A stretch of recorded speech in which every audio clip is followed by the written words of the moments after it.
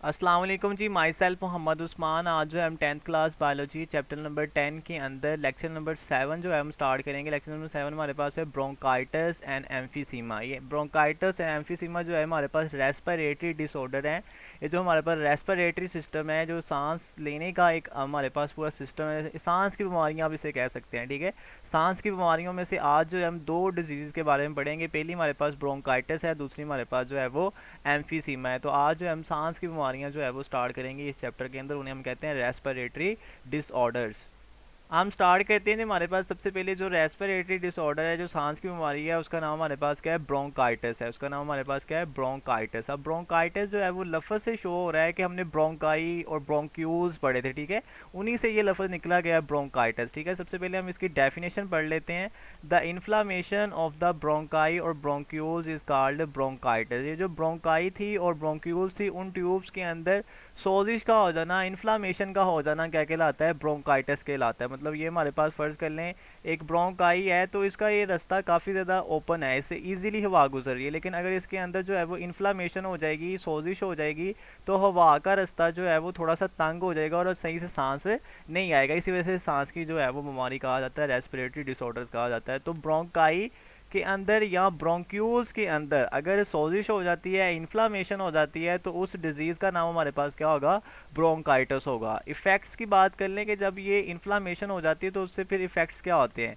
Excessive secretion of mucus into the tubes. Tubes के अंदर जो है बहुत ज़्यादा म्यूकस की सक्रीशन होती है, बहुत ज़्यादा म्यूकस जो है वो रिलीज़ होता है। लिक्विड स्टिकी मटेरियल को हम क्या कहते हैं, म्यूकस कहते हैं। नोज़ के अंदर भी प्रेजेंट होता है। ठीक है, और ये ट्यूब्स के अंदर भी प्रेजेंट होता है, ब्रोंकाइज के अंदर। ठीक है, तो ब्रोंकाई के अंदर एक्सेसिव सक्रीशन होगी म्यूकस की, जिसकी वजह से ब्रोंकाई अंदर से जो है वो तंग होना और नैरो होना स्टार्ट हो जाएगा, जिसकी वजह से सांस लेने में दुश्वारी होगी। ठीक है, दूसरा effect नर्विंग and swelling of tube. और ये ट्यूब जो होंगी वो नैरो कर जाएंगी और स्वेल सूज जाएंगी। ठीक है, तो क्यों सूज जाती है, क्योंकि उसके अंदर म्यूकस बहुत ज़्यादा जमा हो जाता है। ब्रोंकाइटिस की वजह से म्यूकस की मिकदार जो है वो ब्रोंकाई और ब्रोंक्यूल्स के अंदर बढ़ जाती है, जिसकी वजह से वो जो ट्यूब्स होती हैं वो नैरो और स्वेल कर जाती हैं, सूज जाती हैं और जो है वो तंग हो जाती हैं। अब जो ब्रोंकाइटिस है, इसकी जो है वो काजेज़ क्या होती हैं, किस वजह से जो है वो ब्रोंकाइटिस जो है वो हो जाता है, उसकी हम बात कर लेते हैं। It is caused by viruses. Viruses का अगर अटैक हो जाएगा तो उसकी वजह से भी ब्रोंकाइटिस हो सकती है। बैक्टीरिया के अटैक की वजह से ब्रोंकाई और ब्रोंक्यूल्स के ऊपर भी जो है ब्रोंकाइटिस हो सकता है। यहाँ एक्सपोजर टू केमिकल इरिटेंट्स, ठीक है, इरिटेशन काज करने वाले जो केमिकल्स होते हैं, ठीक है, उनसे भी क्या हो जाता है, ब्रोंकाइटिस हो जाती है। मतलब टोबाको स्मोक, कुछ लोगों को धुएं से जो है वो एलर्जी होती है। अगर वो धुआं जो है वो स्मोक जो है वो अंदर लेके जाएंगे, ठीक है, तम्बाकू की स्मोक को अंदर लेके जाएंगे लंग्स तक, ब्रोंकाई और ब्रोंक्यूल्स के अंदर, तो उन्हें भी क्या हो सकता है, जो है वो ब्रोंकाइटिस हो सकता है। तो वायरस की वजह से ब्रोंकाइटिस हो सकता है, बैक्टीरिया के अटैक की वजह से हो सकता है, और कुछ केमिकल्स की वजह से हो सकता है जो कि इरिटेशन काज करते हैं, फॉर एग्जांपल टोबैको स्मोक। अब इसकी सिम्टम्स क्या है, कैसे पता चलेगा किसी इंसान को जो है ब्रोंकाइटिस हो गया है। सबसे पहले कफ, उससे खांसी आना स्टार्ट हो जाएगी। माइल्ड वीजिंग, वीजिंग कहते हैं हम, जो है वो सीटी की आवाज़ आना, जब वो सांस लेगा तो सीटी जो है एक आवाज़ आएगी कि जैसे सीटी की आवाज़, अपने बहुत से बुजुर्गों को देखा होगा कि जब वो सांस ले रहे होते हैं तो साथ एक सीटी की आवाज़ आ रही होती है। ठीक है, तो उसे हम कहते हैं माइल्ड वीजिंग। तो सांस लेने के साथ जो है वो सीटी की आवाज़ आना स्टार्ट हो जाएगी। फीवर, बुखार हो जाएगा उन्हें, चील्स, सर्दी लगेगी उन्हें, और शॉर्टनेस ऑफ ब्रीथ, सांस लेने में जो है वो दुश्वारी होगी, सांस जो है वो रुक रुक के आएगा। तो ये सिम्टम्स अगर किसी इंसान में पाई जाती हैं तो उसे क्या हो गया है, ब्रोंकाइटिस हो गया। कफ, खांसी आना, माइल्ड वीजिंग, सांस के साथ सीटी आवाज़ आना, फीवर, बुखार का हो जाना, चिल चिल कहते हैं बुखार, सर्दी वाला बुखार, जैसे सर्दी लग जाती है। ठीक है, शॉर्टनेस ऑफ ब्रीथ, और सांस जो है वो रुक रुक के आएगी। नेक्स्ट जो है हमारे पास टाइप्स ऑफ ब्रोंकाइटिस है। दो तरह की ब्रोंकाइटिस जो है वो इंसानों के अंदर होती है, उसकी हम बात कर लेते हैं टाइप्स ऑफ ब्रोंकाइटिस की। They are two major types of bronchitis. ठीक है जी, सबसे पहले हमारे पास है एक्यूट ब्रोंकाइटिस। एक्यूट, एक होता है हमारे पास क्रॉनिक ब्रोंकाइटिस। अब दो लफ्ज़ होते हैं, एक होता है एक्यूट, एक होता है क्रॉनिक। एक्यूट जो होता है वो इतना ज़्यादा खतरनाक नहीं होता, मतलब नॉर्मल सी बीमारी को हम क्या कहते हैं, एक्यूट डिजीज़ कहेंगे। और क्रॉनिक जो होती है बहुत ज़्यादा खतरनाक होती है, मतलब एंड स्टेज वाली जो बीमारी होती है जिसमें बचना नामुमकिन होता है, उसे हम क्रॉनिक कहते हैं। तो सबसे पहले हम एक्यूट ब्रोंकाइटिस के बारे में पढ़ते हैं, मतलब नॉर्मल ब्रोंकाइटिस के बारे में। The acute bronchitis usually last about 2 weeks and patient recover. ये जो एक्यूट ब्रोंकाइटिस होता है ये जस्ट कितने दिनों के लिए लिए होता है, 2 वीक्स के लिए होता है, 14 दिन के लिए होता है, 2 हफ्तों के लिए होता है, और उसके बाद जो है वो जो मरीज़ होता है वो खुद ब खुद रिकवर कर जाता है, वो जो है वो मौत, उसको जो है वो डेथ नहीं होती, कोई परमानेंट डैमेज नहीं होता उसके लंग्स को, ब्रोंकाई को, ठीक है। वो 2 हफ्तों बाद जो है वो खुद ब खुद ही ठीक हो जाएगा। तो अगर ऐसा ब्रोंकाइटिस है जो कि सिर्फ 2 वीक्स के लिए था तो उसे हम कहेंगे एक्यूट ब्रोंकाइटिस। क्रोनिक ब्रोंकाइटिस की बात कर लें जो कि खतरनाक होता है, in chronic bronchitis the bronchi develop chronic inflammation, उसके अंदर जो है वो ऐसी इन्फ्लामेशन होती है जो काफ़ी अरसे तक जो है वो जाती है ब्रोंकाई के अंदर, ठीक है। It usually last for 3 months to 2 year, मतलब ये जो क्रोनिक ब्रोंकाइटिस होता है ये 3 माह से लेकर 2 साल तक किसी इंसान को हो सकता है, ठीक है। अगर कोई ब्रोंकाइटिस जो है वो अक्सर जो है वो लोगों को हो जाता है तो फिर उन्हें 3 माह से 2 साल तक इंतज़ार करना पड़ता है, और फिर जाके ये क्रोनिक ब्रोंकाइटिस जो है वो ख़त्म होगा, ठीक है। और उस दौरान उनकी जो है वो डेथ भी हो सकती है, ठीक है।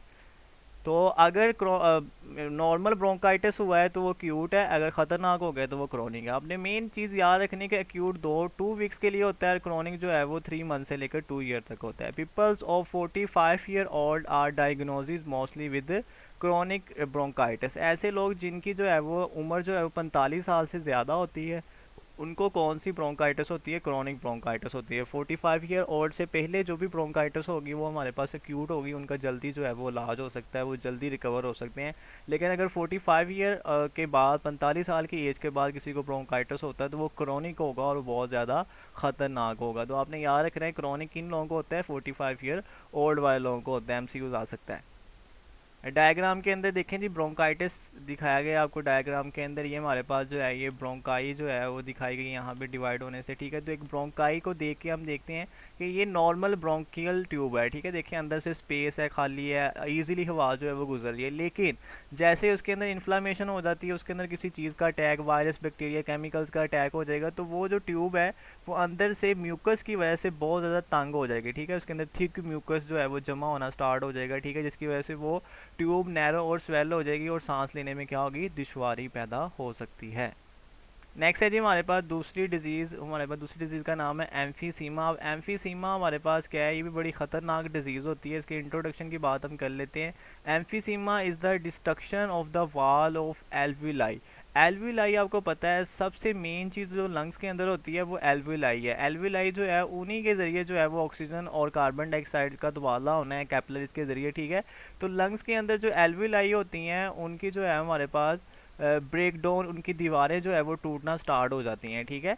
तो उसे हम क्या कहते हैं, एम्फीसीमा कहते हैं। एम्फीसीमा ऐसी बीमारी है जिसमें एल्विलाई की जो दीवारें होती हैं वो क्या हो जाती हैं, वाल ब्रेक डाउन हो जाती हैं, डिस्ट्रक्ट हो जाती हैं, ख़राब हो जाती हैं, जिसकी वजह से सही तरह से गैसेज एक्सचेंज नहीं होती, ऑक्सीजन और कार्बन डाइऑक्साइड का तबादला नहीं होता और सांस की बीमारी हो सकती है। उस बीमारी का नाम क्या है हमारे पास, एम्फीसीमा। इसका इफेक्ट्स क्या होता है, large sac but with less surface area for gases exchange. जो एल्विलाई होते हैं वो तो बड़े हो जाते हैं उनका, लेकिन उनके अंदर जो गैसेज एक्सचेंज करने वाला जो सरफेस एरिया होता है वो क्या होता है, कम हो जाता है। अब इस चीज़ को समझिएगा कि हमारे पास पहले ये एक एल्विलाई हमने ले ली है, ठीक है। एल्विलाई बना रहा हूँ आपके सामने।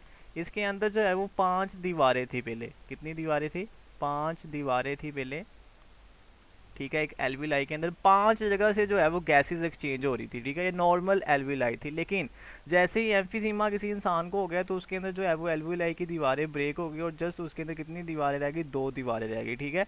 तो अब 2 दीवारें जो है वो गैसेस एक्सचेंज कर रही हैं, 2 चीज़ें ज़्यादा काम करेंगी, 5 चीज़ें ज़्यादा काम करेंगी। मेरे ख्याल में 5 चीज़ें ही ज़्यादा काम करेंगी, तो 5 दीवारों से ज़्यादा गैसेस एक्सचेंज हो सकती है, 2 दीवारों से कम गैसेस एक्सचेंज होगी। तो देखिए अंदर का एरिया तो ज़्यादा हो गया, खाली जगह तो ज़्यादा हो गई है, लेकिन less surface area for gases exchange हो गया। दीवारें जो हैं वो अंदर क्या हो गई हैं, कम हो गई हैं गैसों के तबादले के लिए। यही एम्फीसीमा का सबसे बड़ा इफेक्ट होता है कि जो एल्विलाई होता है उसके अंदर खाली जगह तो ज़्यादा हो जाती है, लेकिन सरफेस एरिया जिसने गैसेज एक्सचेंज करनी है वो क्या होता है, कम हो जाता है। Very low level of oxygen in blood cause serious complication. अब क्योंकि दीवारें ही कम है जिन्होंने गैसेज एक्सचेंज करनी है, जिसकी वजह से फिर ऑक्सीजन हमारी बॉडी में क्या हो जाती है, बहुत ही कम हो जाती है और उससे फिर सीरियस कॉम्प्लिकेशन हो सकती है, इंसान की डेथ भी हो सकती है या उसे सांस लेने में बड़ी दुश्वारी होगी, उसे जो है वो ऑक्सीजन लगानी पड़ेगी, ठीक है। Break down of lung tissue, और उसकी वजह से फिर क्या हो जाता है, लंग के टिश्यू जो होते हैं वो क्या हो जाते हैं, ब्रेक डाउन हो जाते हैं, टूट फूट जाते हैं। नेक्स्ट जो है हम सिम्टम्स की बात करते हैं, कैसे जो है वो कुछ इसकी अलामात कौन कौन सी, कैसे पता चलेगा कि हमें किसी इंसान को जो है वो एम्फीसीमा हो गया, उसकी अलामात कौन सी, उसकी सिम्टम्स कौन सी है। The symptoms of emphysema include shortness of breath, सांस लेने में जो है वो दुश्वारी होगी, रुक रुक के जो है वो सांस आएगा। फटीग, थकावट बहुत ज़्यादा उस इंसान को हो जाएगी। रिकरेंट रेस्पिरेटरी इन्फेक्शन, बार बार जो है वो उसे जो है वो सांस की बीमारियों का इन्फेक्शन होगा, सांस की बीमारियों से बार बार होगी, बार बार उसके लंग्स के ऊपर जो है वो इन्फेक्शन होना स्टार्ट हो जाएगा। वेट लॉस, वेट बहुत ज़्यादा लॉस हो जाएगा, अचानक से उसका वेट क्या हो जाएगा, लॉस हो जाएगा। तो ये 4 बड़ी मेजर सिम्टम्स है किसी इंसान के। अगर अगर उसे जो है वो सांस लेने में दुश्वारी हो रही है, थकावट हो जाती है, बार बार खांसी, नज़ला, ज़ुकाम, इस तरह की बीमारियाँ हो जाती है, और वेट भी उसका लॉस हो गया है, तो उसे कौन सी बीमारी होगी, एम्फीसीमा होगी। ठीक है। अपेयरेंस ऑफ सिम्टम्स, अलामात का ज़ाहर होना।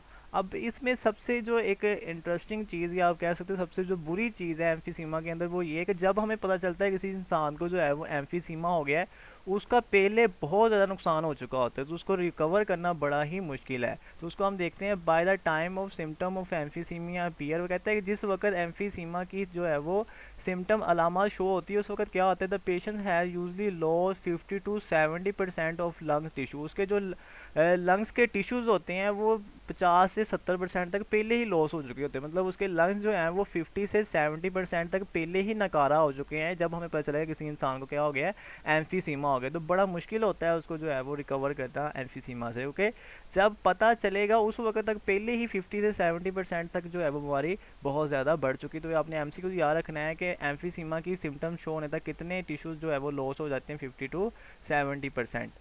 ये आपको डायग्राम के अंदर दिखाया गया है हमारे पास जो है वो एम्फीसीमा के बारे में। ये हमारे पास एल्विलाई है, एल्विलाई के सैग हैं, ये देख रहे हैं आपके एल्विलाई के अंदर कितनी दीवारें आपको नज़र आ रही हैं, 1 2 3, कितनी जो है वो एल्विलाई की दीवारें, तो इनके ज़रिए जो है वो गैसेज एक्सचेंज हो रही हैं। लेकिन जब उसके ऊपर एम्फीसीमा का अटैक हो जाता है तो आपको देख रहे हैं अंदर खाली जगह ही ज़्यादा है, एरिया जो है वो तो बढ़ गया है, अंदर की खाली जगह तो बढ़ गई, लेकिन वो जो सरफेस एरिया था जिसने गैसेज एक्सचेंज करवानी थी वो सारे का सारा क्या हो गया, लेस हो गया है, कम हो गया है, जिसकी वजह से जो है वो ऑक्सीजन कम जा रही है बॉडी के अंदर और सांस लेने में क्या हो रही है, दुश्वारी हो रही है। उम्मीद है जी आज का लेक्चर जो है वो आपको समझ आ गया होगा।